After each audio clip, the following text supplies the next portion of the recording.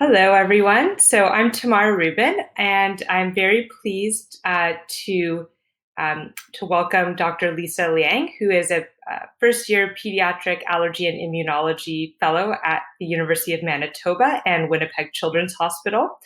And we're also very honored and privileged that Dr. Rebecca Marsh is the senior mentor for this case. And Dr. Liang will be presenting on patients with IKBKB deficiency in Manitoba, in Canada.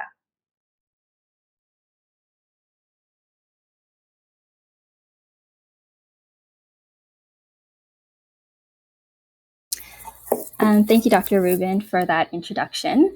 And thank you to the CIS for this opportunity to present today. Like Dr. Rubin said, I will be talking about post-hematopoietic stem cell transplant infections in IKBKB deficiency.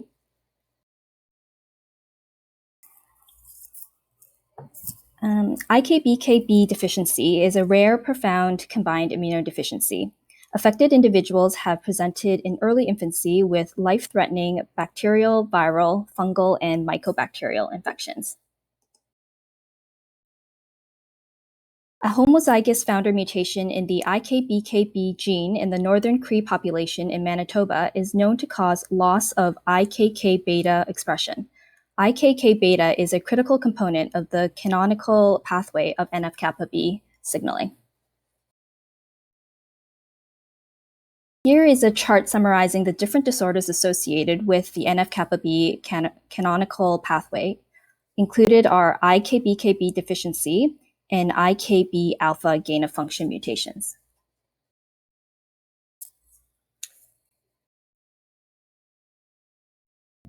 Oops, sorry about that. IKB alpha gain-of-function mutations is the disorder most analogous to IKBKB deficiency. As you can see in this chart, they both share similar clinical features. They both show susceptibility to bacterial, mycobacterial, viral, opportunistic, and fungal infections. In addition, their immune evaluation demonstrate normal T and B cell numbers with present and typically normal proliferative responses. In both, there is also predominance of naive phenotype. Hypogammaglobulinemia and low to absent specific antibody responses are also usually seen. However, in contrast between the two, almost all patients with IKB alpha defects show some degree of ectodermal dysplasia, which is not typically seen in IKBKB deficiency. Data so far suggests hematopoietic stem cell transplant does not fully correct the immune deficiency in IKBKB deficiency. The largest case series to date describes 16 Northern Cree individuals with this deficiency.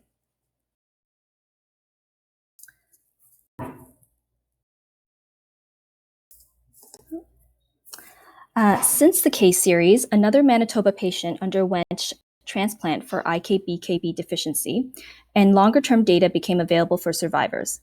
The IKBKB deficiency in this new patient was detected through direct mutational analysis of the responsible gene that was added to the routine newborn screening. In addition, on September 28, 2020, Manitoba introduced province-wide newborn screening for SCID, as well as ZAP70 and IKBKB deficiency.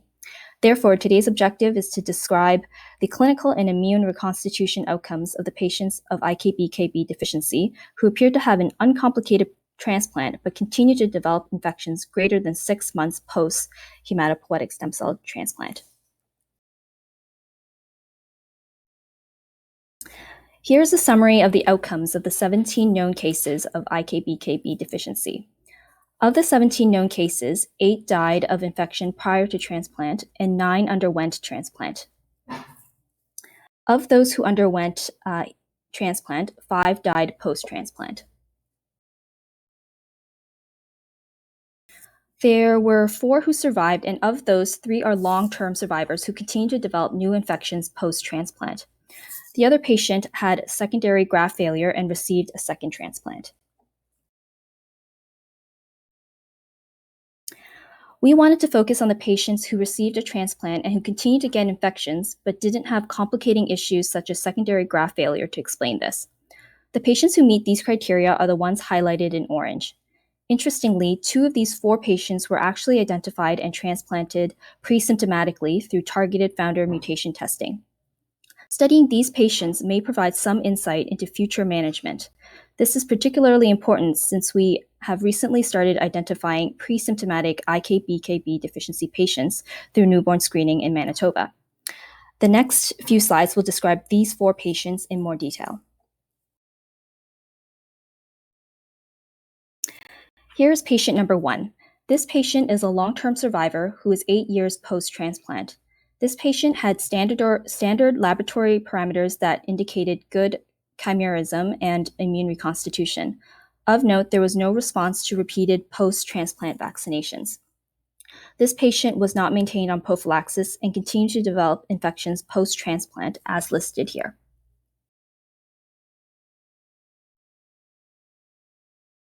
Here is patient number 2. This patient is another long-term survivor who is 7 years post-transplant. Similar to our previous patient, this patient had standard laboratory parameters that indicated excellent chimerism and immune reconstitution. However, despite this, the patient continued to develop infections post-transplant as listed here. This patient was not vaccinated, and the vaccine response was not tested because the patient was lost to follow-up. This patient also was not maintained on prophylaxis.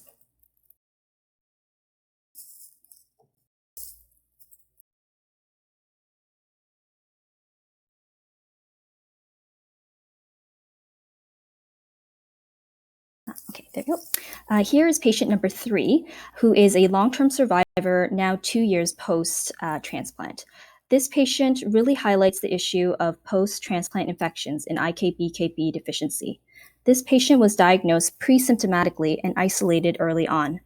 In contrast to the other patients, this patient was completely well before the transplant with no infections. The transplant went well and there were no complications like graft versus host disease. There was full donor chimerism and normal cell counts. The plan was for them to remain on indefinite prophylaxis. At 18 months post-transplant, IVIG was held as a trial, and the patient developed strep pneumoniae and E. coli sepsis. This patient also had various mild viral candida infections.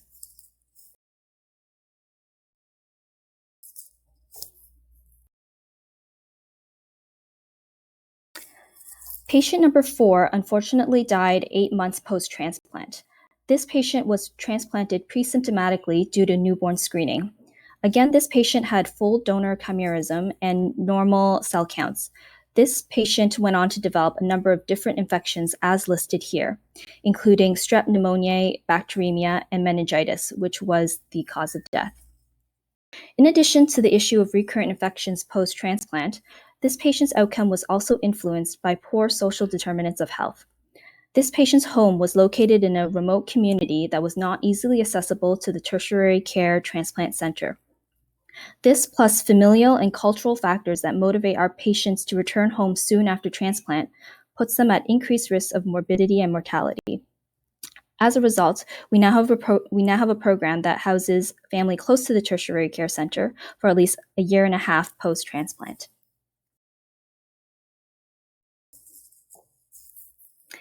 So I would like to pause here and pose some questions to the audience. Why are patients with IKBKB deficiency continuing to get infections post-transplant? Why does hematopoietic stem cell transplant not appear curative? How should these patients' immune systems be investigated? And how should these patients be treated?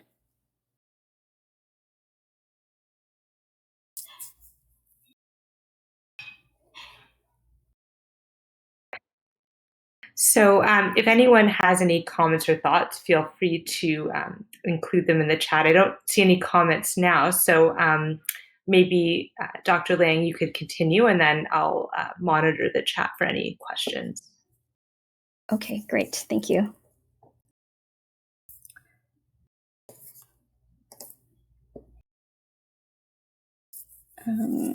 Okay, so I guess I'll first just summarize what I've gone through so far.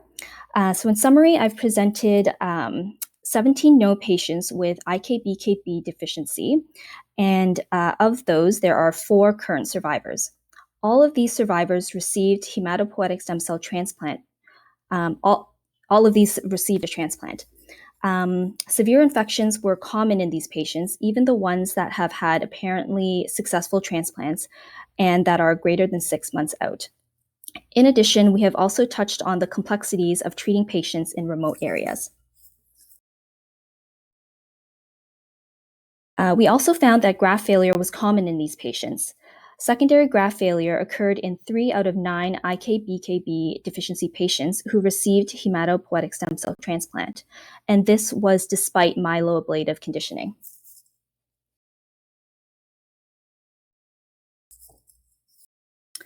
Before I go into some of our thoughts as to why transplant does not seem to fully correct the immune defect in IKBKB deficiency, it's important to mention that thymic hypoplasia was seen in 5 patient autopsies prior to or after hematopoietic stem cell transplant. Despite the thymic hypoplasia, 6 other patients had normal TREC levels at the time of diagnosis. This suggests there are no intrinsic defects in T cell development and maturation within the thymus.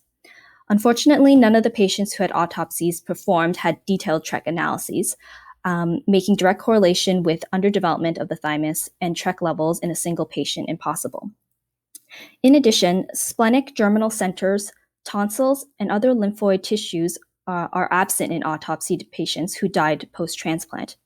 And as we have seen, these patients also have absent vaccine responses despite excellent donor lymphoid chimerism. Furthermore, to understand why stem cell transplant does not seem to fully correct the immune defect in IKBKB deficiency, it may be helpful to look at other disorders with aberrant NF-kappa B signaling. An example of this is the gain-of-function IKB alpha mutations. These patients have a similar clinical presentation to IKBKB deficiency. In a mouse model involving a hypermorphic mutation of IKB alpha, NF-kappa B signaling in non-immune architectural cells were shown to be severely disrupted. Although these architectural cells are not derived from hematopoietic stem cells, they are still integral to lymphoid organogenesis. This includes the development of lymph nodes, Pewer's patches, splenic marginal zones, follicular dendritic cells, and the formation of germinal centers in the spleen. These were all found to be absent in this mouse model.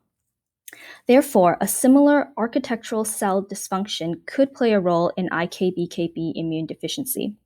Failure to correct non-immune cells with hematopoietic stem cell transplant could explain the ongoing infectious complications that we see years after an otherwise apparently successful transplant in IKBKB deficiency.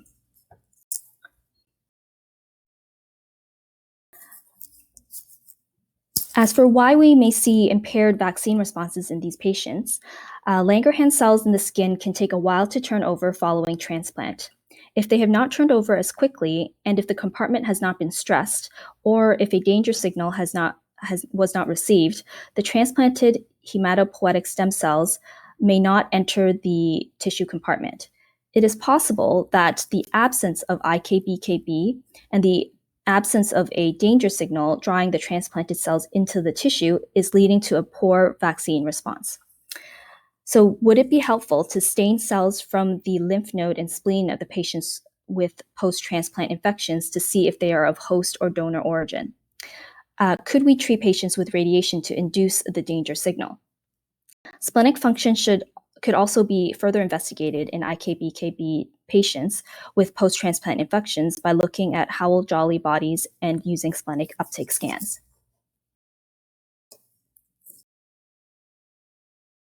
So in summary, as with other defects involving the NF-kappa B pathway, and on the basis of the severe post-transplant infections experienced in our cohort, further studies are warranted. Further studies should include detailed pre- and post-transplant investigations of immune cells, investigations of non-lymphoid cells, such as epithelial cells, and investigations of secondary lymphoid organs, such as spleen and lymphatic tissue.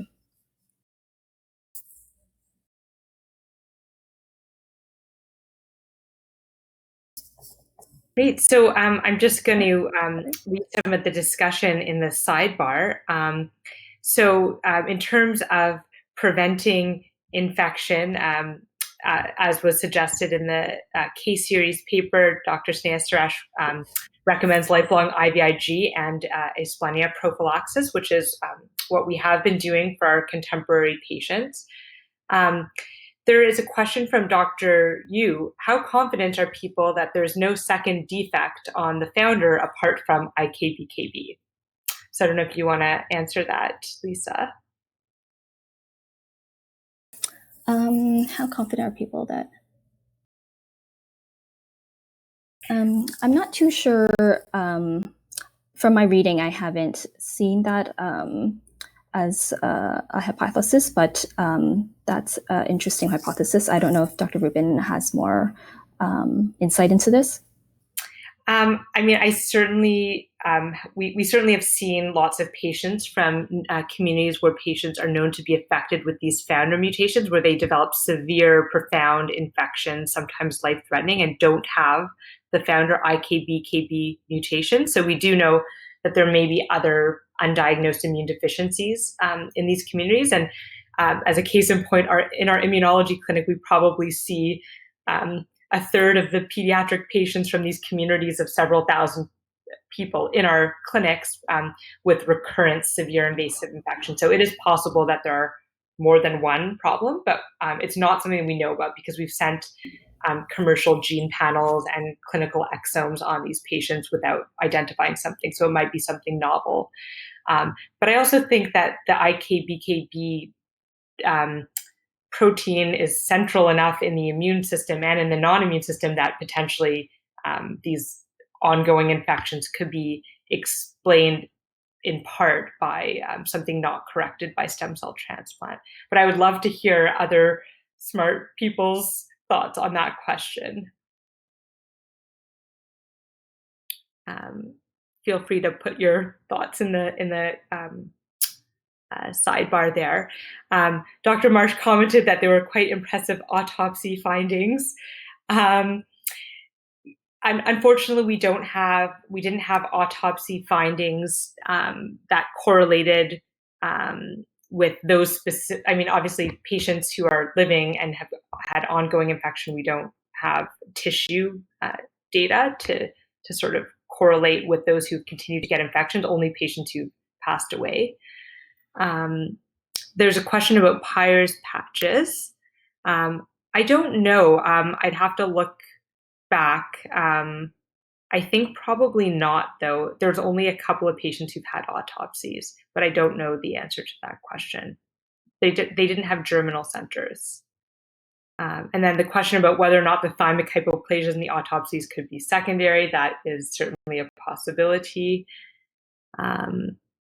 There's a comment from Mel Berger, agree with importance of looking at splenic function and function of hepatic macrophages. So how would you look at the function of hepatic macrophages?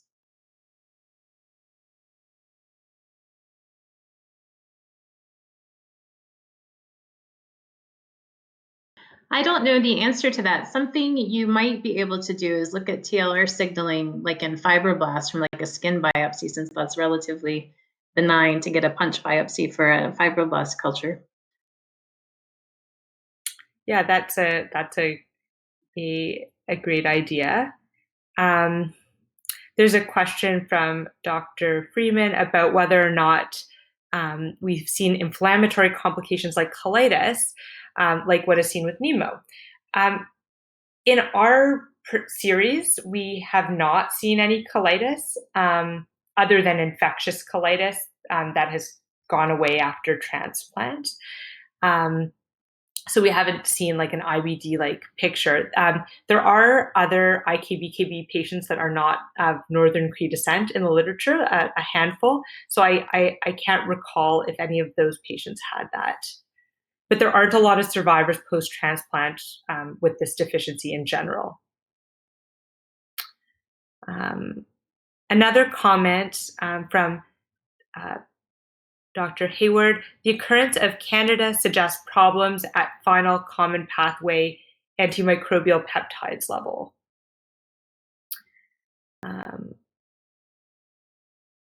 There's a very nice presentation from Dr. Harville. So I agree. Very nice presentation, Dr. Liang.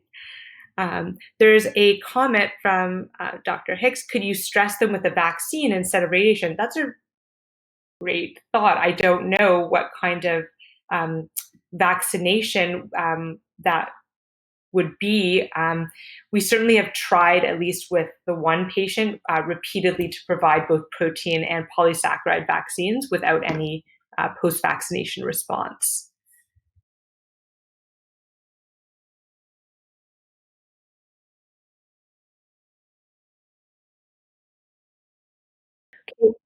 There was a question about complement and mannose-binding lectin pathways and whether or not those were normal. And to be honest, we haven't studied them. Patients have had total hemolytic complement measured historically before we had a known gene.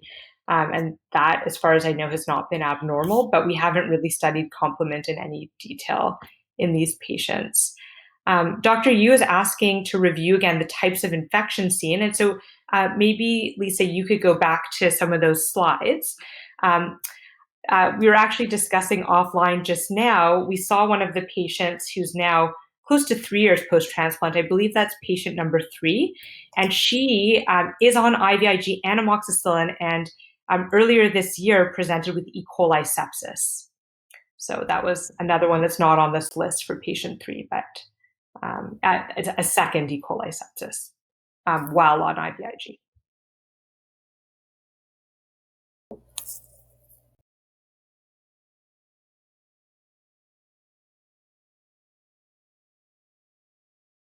Should I go over, I guess I can go over some of the other ones here.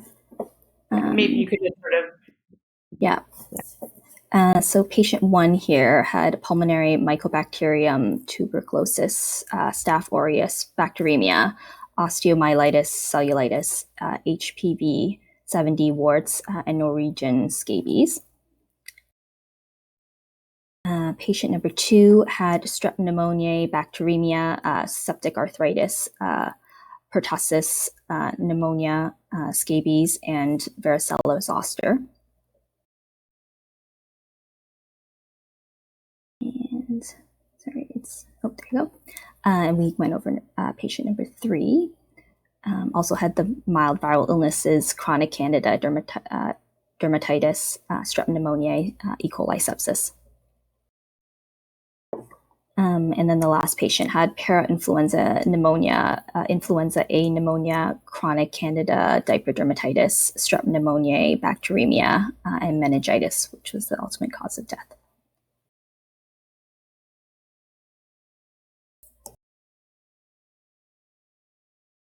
Thanks. So some further comments. There was a question about a possible Th17 defect post-transplant, as this pathway is also involved in immunity against scabies and Candida. So that's not something we've investigated. And then there's also a hypothesis that perhaps there is abnormal antigen presentation by macrophages of host tissues like the liver, predisposing them to higher rates of GVHD, or an exaggerated immune response on sites of infections pre-transplant.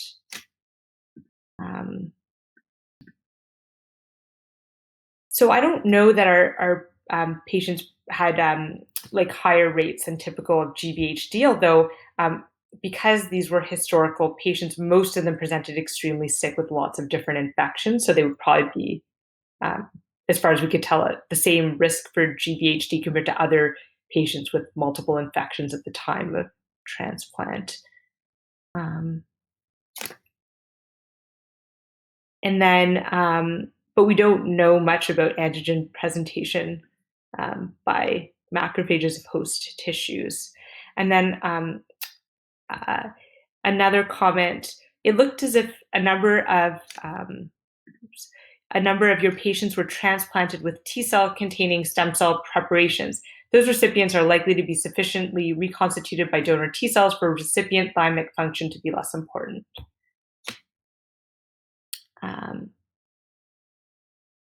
Okay. I think the thymus is still important, though, even just to make a comment about that, even post-transplant, the new T cells that are derived from the hematopoietic stem cells, eventually from the donor, those new naive T cells do go through thymic education.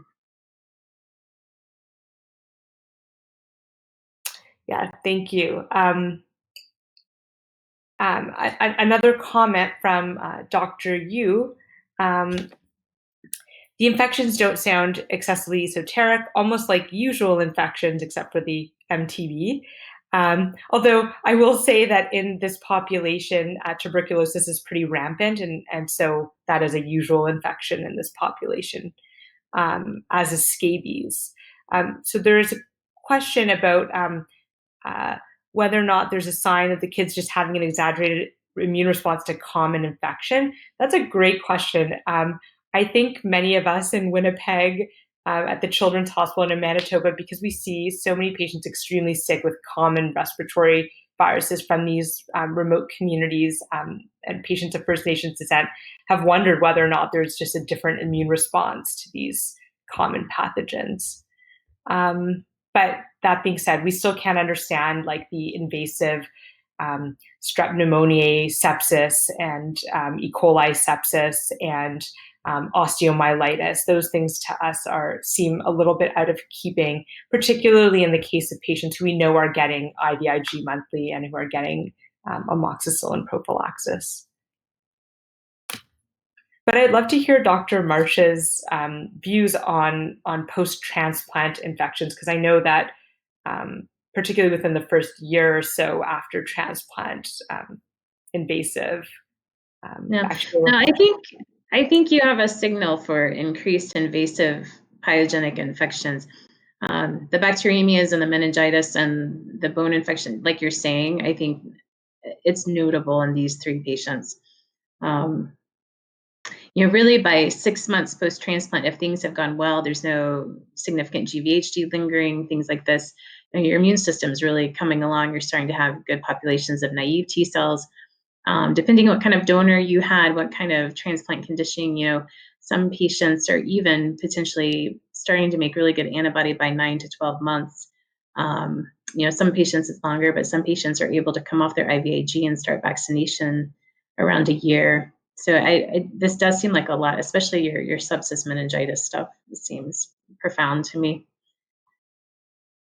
I like Mel Berger's comment. Sorry, I'm just going back to that comment. There were 2. Oh, the one that was just put up.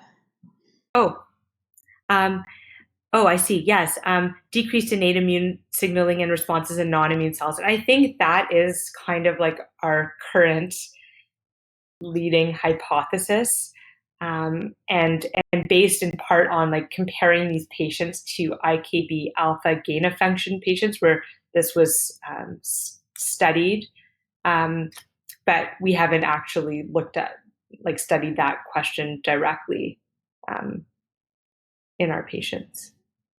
But that's a great point.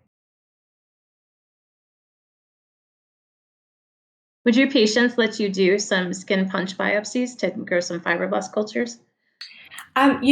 We actually, so this is a really interesting case. There is a lot of reluctance on the part of First Nations to participate sometimes in research studies because they've kind of been researched a lot and they feel they're a vulnerable population.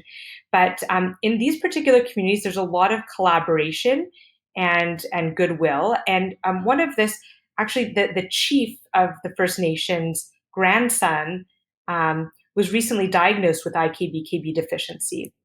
And his daughter is a nurse practitioner in this community. And so they've been really involved in advocating for universal newborn screening. In other words, testing everyone in the province at birth for the IKBKB founder mutation, rather than just targeting these communities, which is what we had been doing since 2013.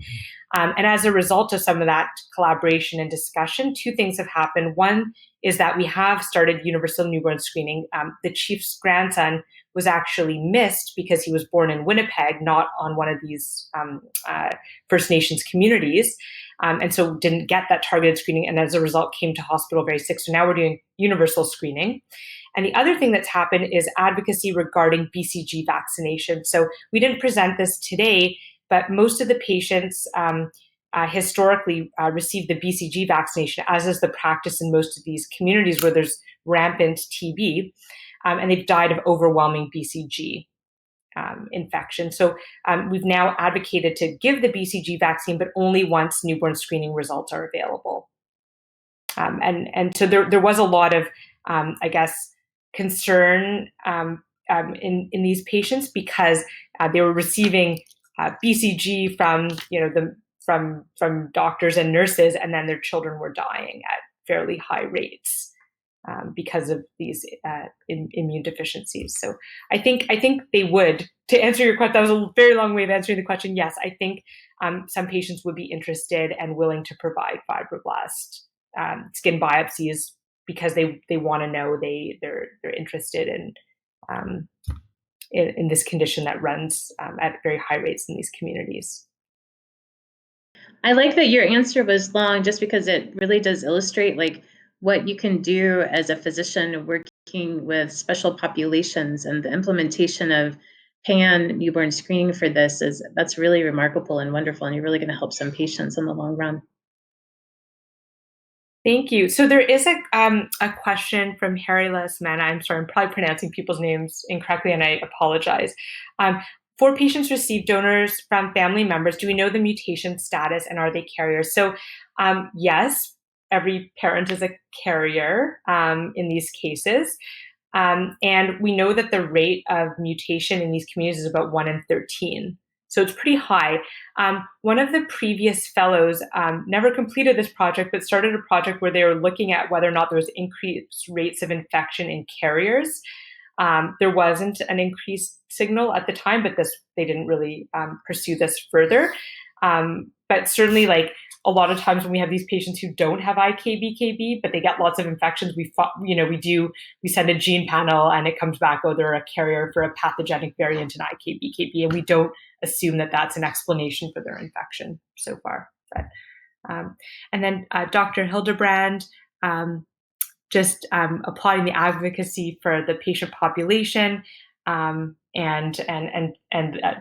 issues surrounding BCG vaccination and not providing it until the screen result is available. And that is a really important issue. And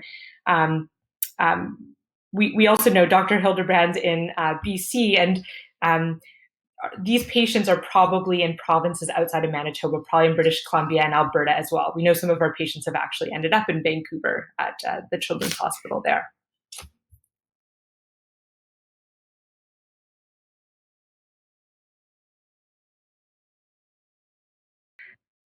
So this has been a great discussion. Thank you so much to Dr. Liang for this great presentation, and to Dr. Marsh for extremely insightful comments in putting together this presentation. Any last thoughts or comments, Dr. Marsh? No, this was very nice. Thank you very much for the great talk tonight. This was really great.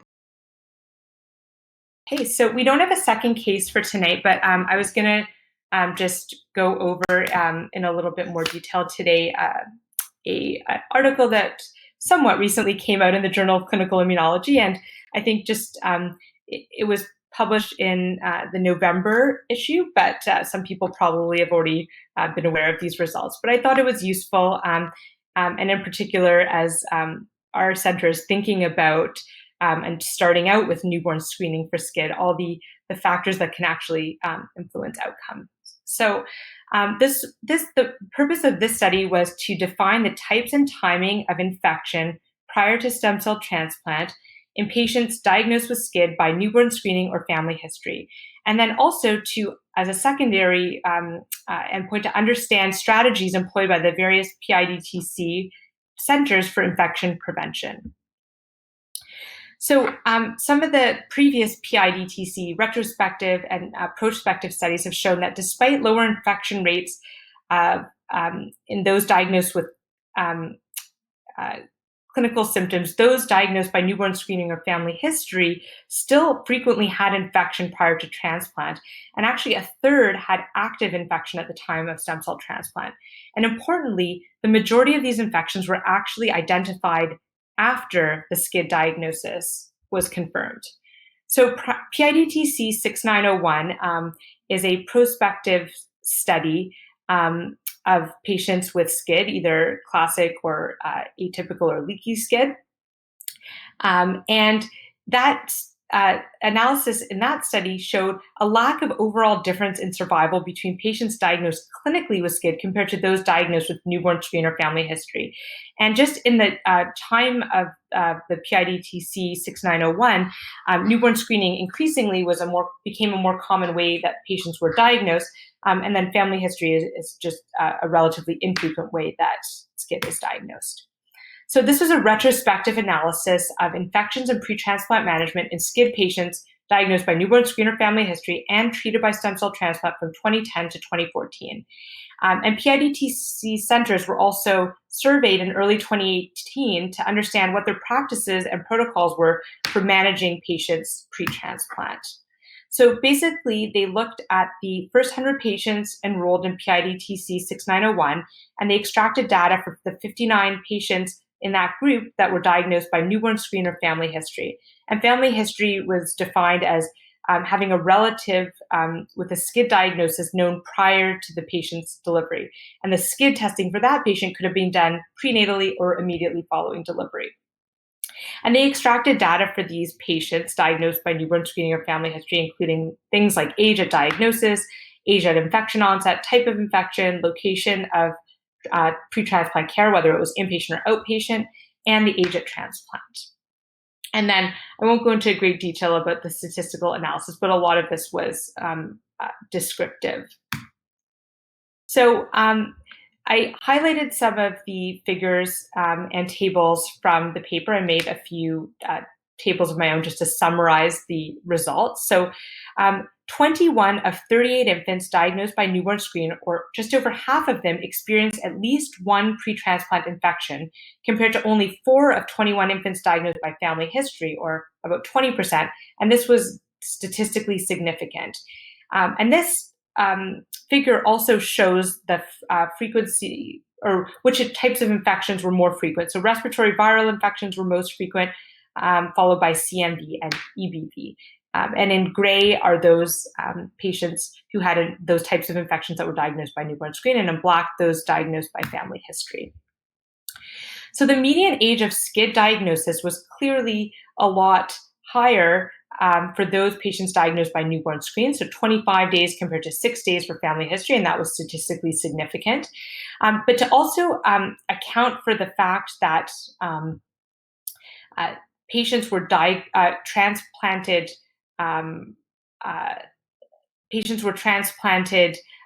later if they had diagnosis by newborn screen, and diagnosed later if they were diagnosed by newborn screen. The authors reported infection density and compared them between the newborn screen and family history group, and they found the infection density was higher in the newborn screen group, 0.3 per month compared to 0.1 per month, and that was also statistically significant. In terms of active infection at the time of stem cell transplant, so 39% of patients diagnosed by newborn screen had active infection at the time of transplant, whereas only 5% of those diagnosed by family history. And again, that was statistically significant. And you can see the difference in terms of the median time to transplant between newborn screen versus family history group. The 2-year post-transplant survival was similar between the two groups. In terms of where patients were managed once the diagnosis of SCID was obtained, 61% were managed as inpatient and 39% were managed as outpatient. And the incidence of infection between those managed as inpatient versus outpatient was not statistically different.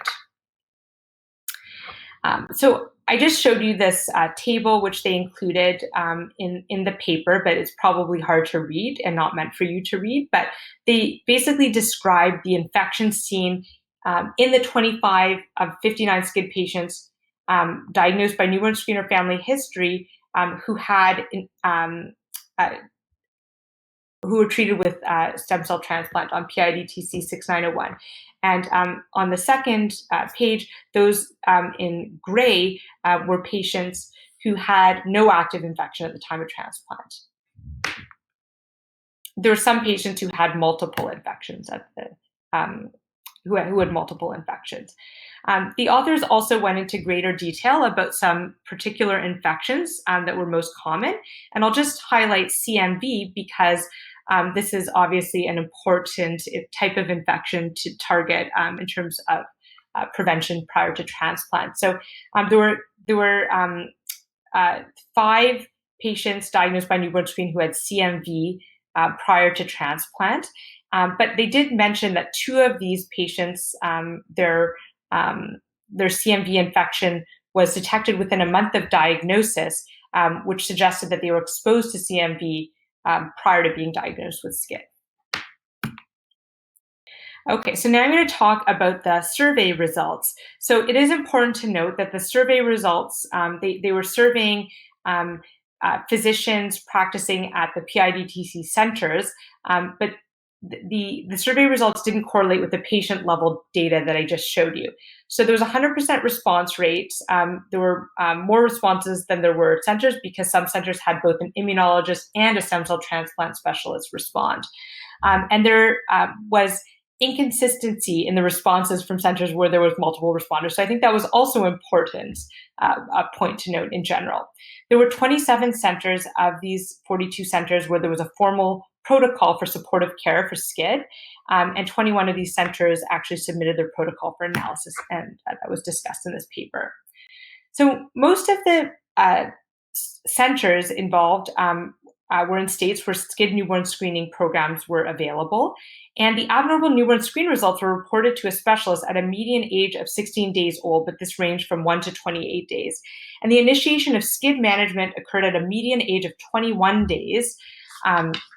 The range varied and was based in most cases on lymphocyte subset values, although some centers reported that they waited until things like mitogen proliferation, or they did recent thymic emigrants, or even genetic testing results before instituting SCID management.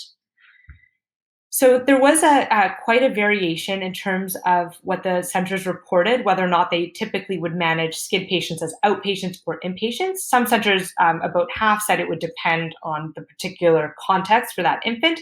And so what examples would be, for example, the ability of the family to restrict visitors, or a reliable family being located close to the treatment center, no construction near the patient, limited number of caregivers, no pets, et cetera.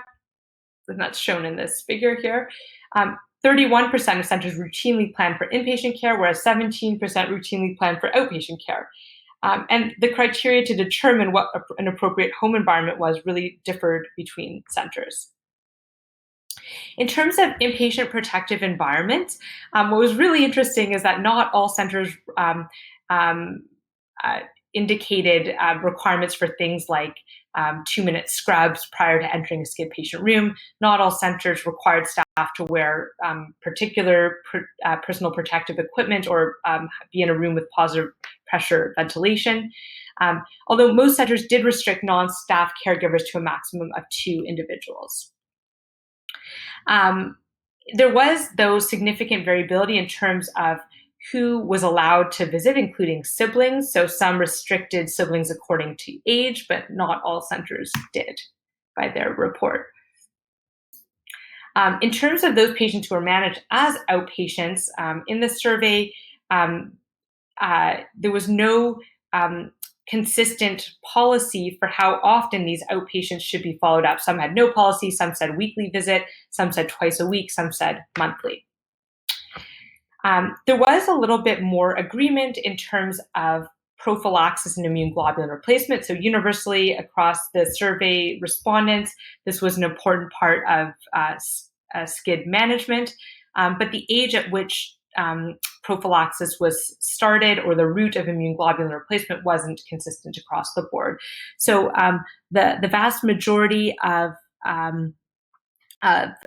respondents said that they would start trimethoprim sulfamethoxazole prophylaxis against PJP, and usually at a month of age, but it varied when it was started, and there was a few centers who used other modes of PJP prophylaxis. Pretty much almost all did immune globulin replacement, but the route, whether subcutaneous or IV, varied, and many recommended fungal prophylaxis, typically with fluconazole, but others were used as well. But a smaller proportion suggested acyclovir prophylaxis at baseline for these patients. In terms of viral infection surveillance, routine monitoring was performed for CMV at most centers, and blood PCR was the most common method reported. But routine monitoring for other viruses like EBV and adenovirus was less common. And although, as you saw, respiratory viruses were common prior to transplant, monitoring without symptoms was not routinely done at most centers, according to the survey. And not only a minority of centers addressed CMV screening in a written protocol, and there was inconsistency when there was more than one respondent in terms of what they stated their protocol was. Recommendations were made by some centers regarding breastfeeding, and this varied according to mom's CMV status, but again, this was not consistent across centers. So to summarize the key results of this paper, infections were 3 times more common in SCID patients diagnosed by newborn screen compared to those diagnosed by family history, and that was a statistically significant difference. Whether or not patients were managed as outpatients or inpatients didn't seem to impact the frequency of infections. But there was another important point here is that there's no consensus amongst the PIDTC survey respondents as to the best setting for pre-stem cell transplant management or isolation practices and preventative practices with immunoglobulin and antimicrobials.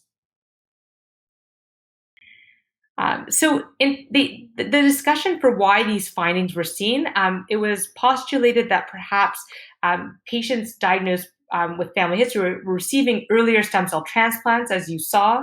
And so there was basically more time for those diagnosed by newborn screen to develop an infection. But there was also discussion about delays in newborn screening reporting, and that was reflected in the survey. I didn't talk about that.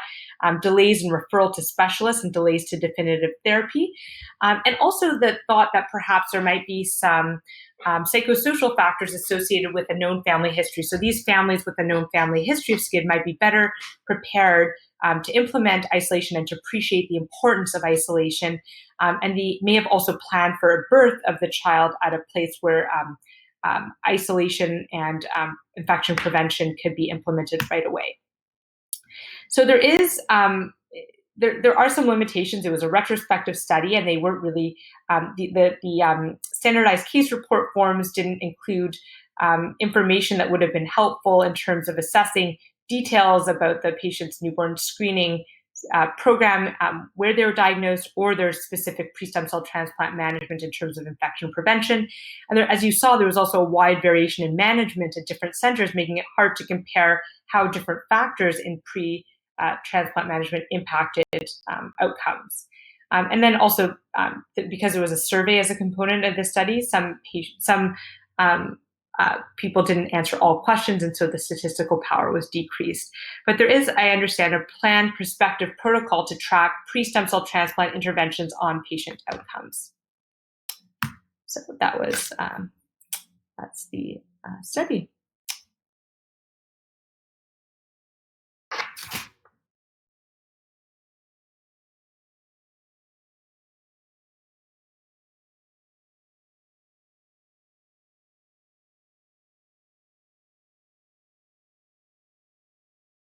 Tamara, I'm curious, what do you do with patients in your neck of the woods with SCID? So that's a good question. So some of that, I was actually, one of the reasons I was looking at this paper in more detail is because we're kind of thinking about how we're going to proceed and how, developing a formal protocol for our patients, because in addition to our IKBKB and ZAP70 patients and some of our unique populations, we also have our typical cases, some of whom are going to live in the city. And so deciding whether or not we need them to be inpatients versus outpatients is an important question, and I'm not quite sure yet. I think will probably be similar to some of the respondents in the survey. It will depend on the context of the family, their ability to follow up, how many other kids are present at home, etc. I think we have implemented for patients from remote communities that they have to stay in Winnipeg for at least a year and a half after transplant. So any patient diagnosed that is from a flying community is going to have to stay in the city, and we have actually been implemented inpatient care for them, just because of difficulties in terms of housing options and crowding and risk of infection. But yeah, what do you do over there? We're similar. We base it a lot of times on where the family lives and what's going on and how many siblings there are and things like this. Yeah, so and the breastfeeding is another issue. So, I mean, to some extent, I think it would be helpful to have some guidance. There is some suggestions for care in this article, which is useful, but it seems kind of controversial, depending on who you ask, whether or not who can continue breastfeeding, or if everyone should just stop breastfeeding regardless of mom CMV status, or whether that should even be taken into account. So I'm always asking people what their centers are doing. Yeah, in general, we aren't allowing breastfeeding if the mother is CMV, IgG, or IgM positive. I don't remember what the exact numbers are, but for any of you that are curious, if you just Google and find some of the NICU studies in breastfeeding mothers that have had CMV previously, it's a striking amount of CMV virus you actually find in the breast milk. And I don't remember what it is, but I'm going to say it's like 20 or 30%. It is striking. And back when I was younger, when I was a fellow, we were still clinging to the breastfeeding, because breastfeeding is so important. And then I had a couple of conversations that were very meaningful with the Great Ormond Street folks and some other folks that had actually, watched a patient die from CMV. And so over time, we've become very conservative. But there are rare exceptions, parents that are really adamant about it, and things like this too. But it's this is a hard thing. Yeah, we certainly have had quite a number of very severe disseminated CMV in patients prior to newborn screening. So I am worried about breastfeeding, but there's some sort of differing opinions depending on who you ask, like the immunology team versus the BMT team, etc. So there are differing opinions, and it's hard. Some families, like you said, seem to be very gung-ho about breastfeeding, and so then it seems like perhaps at least testing could help stratify the risk to some extent. And we do let them keep breastfeeding while we get the subsets, unless the TREC, is like really, really profound. If it's sort of a borderline-ish TREC result, we do let them keep breastfeeding until we've gotten the subsets, because that usually happens very quickly.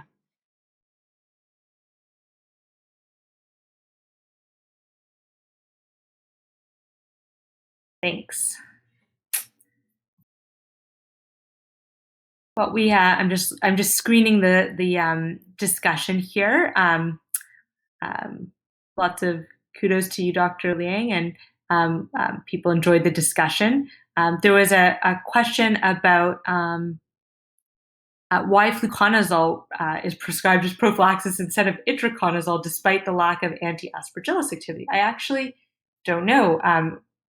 Does anyone know that answer? I think it's because historically the SCID patients had trouble with Candida. They didn't typically run into trouble with mold infections. They're not neutropenic, and they're usually getting treatment relatively early in their lives. I don't know the actual answer to that, but that's probably where that comes from. Itraconazole is harder on your liver as well, and you worry about liver maturity in some of the babies as well. But I think it's historically, it's really been a Candida issue.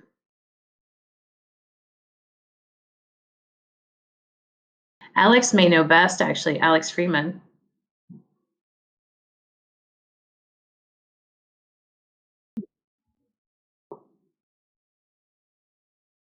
I'm not sure if she's still here because she just said thanks for the discussion. It looks like she's off, yeah. Yeah. But yeah, that makes a lot of sense, actually. And the liver issue as well, because these are young patients.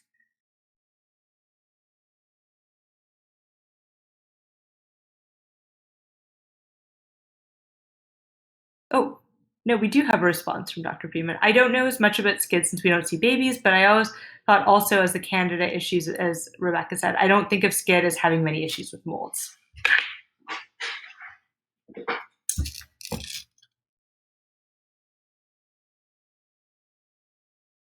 Well, thank you both. This was really fantastic. I really enjoyed this tonight. And I know everyone else did. So thank you guys so much for your time and your effort putting this together. And thank you very much, Dr. Marsh, for being here today and for all your excellent comments and thought-provoking discussions regarding these patients. Well, happy holidays, everyone, and hopefully the COVID vaccine becomes available to all of us very soon, so we can resume normal life or something like it. Yes, take care. Bye-bye. Thank you.